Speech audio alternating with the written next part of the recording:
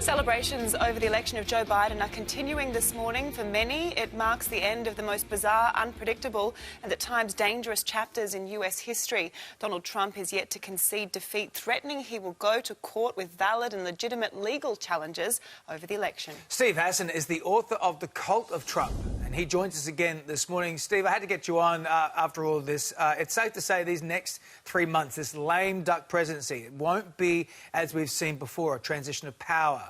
What are you more worried about, and what are you worried about, 70 million now, we know, Trump supporters? Yeah, I'm very worried. People who know Trump well say he'll never concede, that he will set up Trumpistan or Magistan in Mar-a-Lago once he's escorted out of the White House by the Secret Service on January 20th. And I'm very worried. He's an unstable human being who needs psychiatric help. What does this mean for his followers, his silence?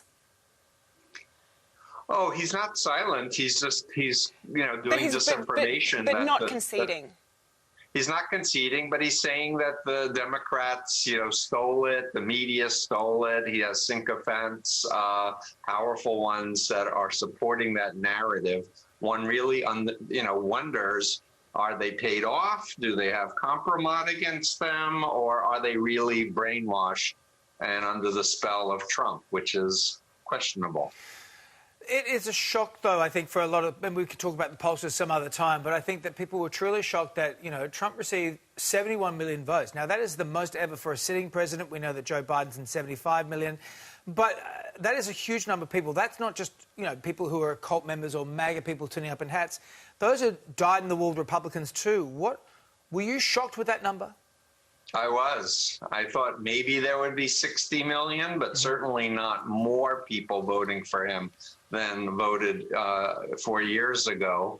And it just speaks to the power of social media, the targeting of micro ads by scraping people's personal data and manipulating them online, the power of that. And especially the last few days before voting is the most critical window. That if someone isn't really firm on why they're voting the way they're voting, they can be swung through fear, essentially, and hatred. Biden's said this is a time for the country to unify. I mean, you released a video over the weekend reaching out to Trump supporters. Why did you do that, and what can others do to reach out and try and unite Americans? Well, I've been saying that for 4 years. I wrote about it in Chapter 9 of The Cult of Trump. Families call me for help with a loved one in a cult. And the worst thing that families can do is turn their back on their loved one or their friend who's in a cult, because the cult wants to control information in order to isolate and dominate the person. But contact with people who love them, who have a foundation of a relationship with them is crucial. And we're starting a movement, a hashtag movement of I Got Out, hoping that, like Me Too, got a lot of people speaking out against sexual abuse, women who have been abused. I'm asking for all former members of cults, people who were raised in mind control cults or in controlling relationships, to start hashtagging I Got Out, to kind of create an exit ramp for the millions of people, so they're not just polarized and made to feel like they're stupid or dumb for having supported this person.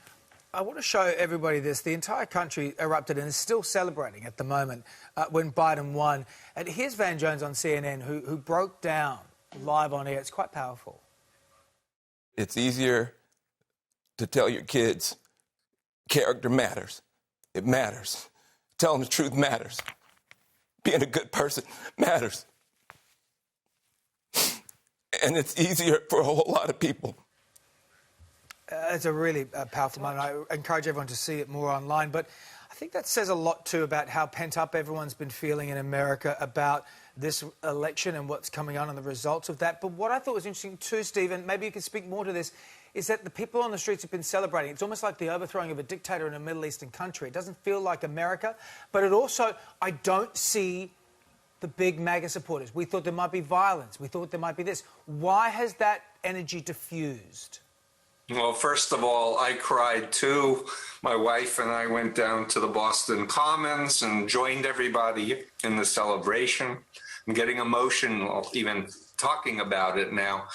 I think that people are in shock, the people who are the followers, but I also believe that military cyber security did a great job. The election security folks did a great job. And they've identified the few really dangerous people who were going to do violent things and shut them down, arrested them.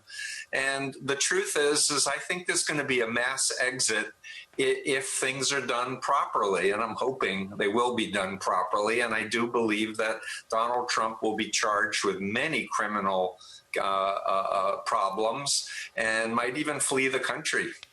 A lot of calls there, but Steve, we always appreciate your insight here. Thank you so much. The book is called The Cult of Trump. Grab it now and have a read. Steve, take care.